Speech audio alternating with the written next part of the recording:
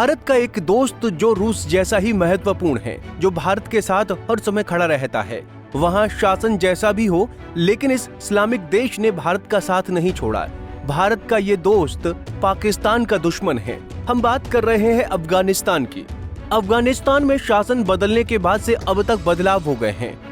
कभी लोकतंत्र के साथ उभरता अफगानिस्तान अमेरिका के अफगानिस्तान छोड़ने के साथ तालिबानी हुकूमत के नीचे आ गया। इसके बाद यहाँ पर बदलाव का दौर शुरू हुआ।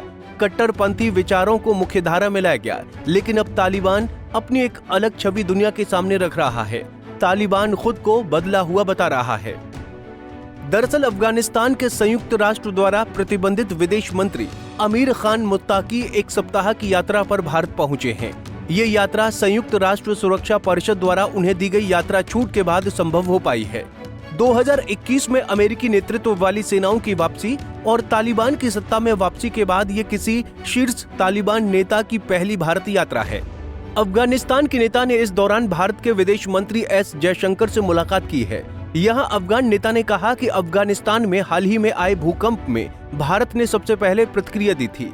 अफगानिस्तान भारत को एक घनिष्ठ मित्र के रूप में देखता है।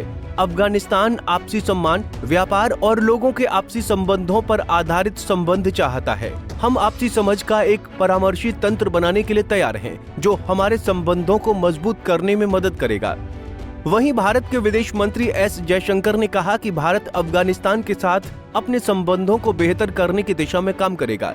साथ ही उन्होंने पाकिस्तान का नाम लिए बिना दोनों देशों को आतंकवाद से पीड़ित बताया और विदेश मंत्री ने अफगानिस्तान की स्वतंत्रता, सुरक्षा को महत्व दिया। However, these are endangered by the shared threat of cross-border terrorism that both our nations face. We must coordinate efforts to combat terrorism in all its forms and manifestations. We appreciate your sensitivity towards India's security concerns.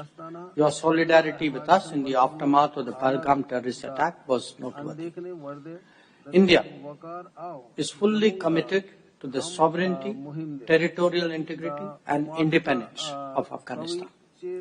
Closer cooperation between us contributes to your national development as well as regional stability and resilience. To enhance that, I am pleased to announce today the upgrading of India's technical mission in Kabul to the status of Embassy of India.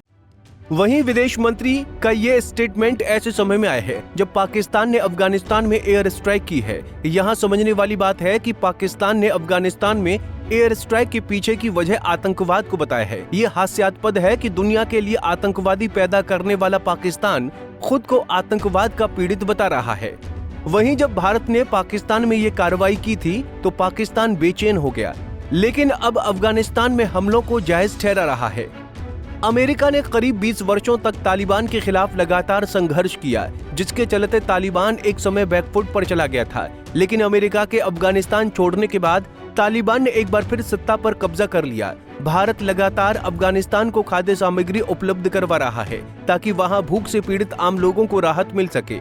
America की मौजूदगी के दौरान भारत और अफगानिस्तान के रिश्ते काफी बेहतर हुए। इस दौरान भारत ने अफगान संसद का निर्माण कराया और ईरान स्थित चाबहार पोर्ट के माध्यम से दोनों देशों के बीच व्यापार का रास्ता भी खोला।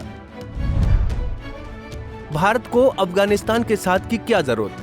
तालिबान के सत्ता में आने के बाद ये आशंका जताई जा रही थी कि भारत और अफगानिस्तान के रिश्ते बिगड़ सकते हैं, लेकिन तालिबान ने भारत को अपना सबसे महत्वपूर्ण सहयोगी बताया। साथ ही पाकिस्तान प्रायोजित आतंकवाद के खिलाफ भारत के नैतिक रुख का समर्थन किया। इतना ही नहीं, तालिबान ने पहलगाम हमले की निंदा भी की। इन घटनाओं के बाद तालिबान के विदेश मंत्री की भारत यात्रा अपने आप में कई मायनों में अहम मानी जा रही है। भारत के लिए पाकिस्तान को रणनीतिक रूप से काउंटर करने की दिशा में तालिबान के साथ रिश्तों में सुधार महत्वपूर्ण हो सकता है। अफगानिस्तान और पाकिस्तान के बीच सीमा विवाद लंबे समय से चला आ रहा है। हालिया वर्षों में दोनों देशों के बीच कई बार झड़पें भी हुई हैं।